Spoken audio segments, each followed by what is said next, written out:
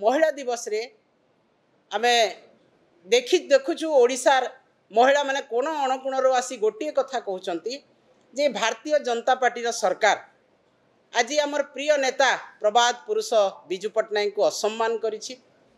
जो धारा प्रभात पुरुष विजु पट्टनायक समय आरंभ होता महिला मानक सामाजिक सुरक्षा अर्थनैतिक सुरक्षा एवं राजनैतिक स्वाधीनता 33% स्थान संरक्षण करी पंचायत राज व्यवस्था आरंभ करी जे भारत वर्ष रे पंचायत राज व्यवस्थार जनक भाव में जनाशुना तांको आज असम्मान कराही। जन्म दिवस को पंचायत राज दिवस भाव में जो पालन करा जाउतला दीर्घ 24 वर्ष धरी कांग्रेस सरकार पीरियड जिते बड़े कोआलिशन गवर्नमेंट थिला सही समय सबु समय रे पंचायत राज दिवस मार्च 5 तारीख विजु जयंती को पालन करा जाउतला। आज ये सरकार असहिष्णुता भाव देखई तांको असम्मान करिसंती प्रभात पुरुष को जे पंचायत राज व्यवस्थार जनक जो समय रे भारत वर्ष चिंता करि नथिला जो महिला मानक 33% स्थान संरक्षण करा जिबा कथा सही समय रे विजु पट्टनायक देइथिले महिला मानक सम्मान देइथिले एवं एई सामाजिक अर्थनैतिक एवं सामाजिक व्यवस्था जो महिला मानक सशक्त करिया पई करथिले विजु पट्टनायक ताकू बहुगुणित करिसंती हमर प्रिय नेता नवीन पट्टनायक महोदय।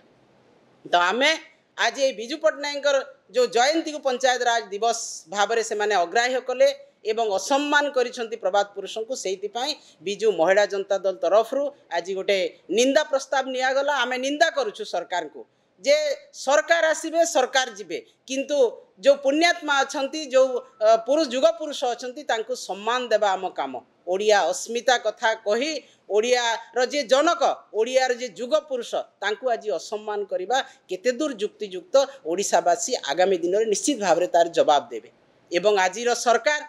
समय रे नारी माने सबुठु असुरक्षित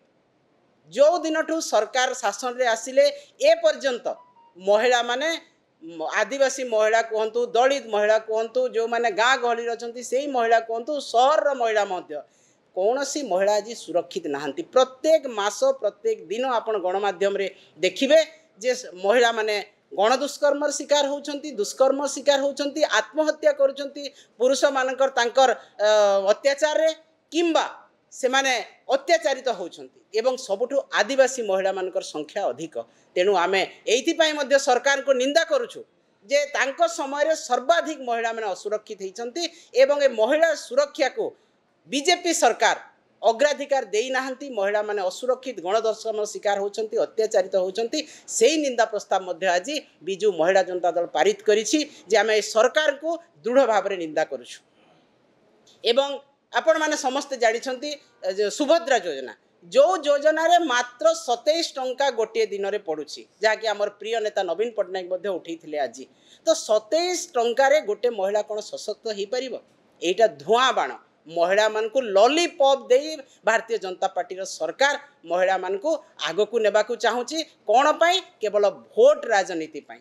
एवं तांकर उन्नति कौन सी प्रकार हेब ना से माने 27 टंकार मासकू 888 टंकार कौन सशक्त हेबे। नवीन पट्टनायक महोदय मिशन शक्ति गठन करी तांको ऋण दे 0% इंटरेस्ट ऋण दे तांको सशक्त करिसंती अर्थनीतिक स्तर रे आज 70 लाख महिला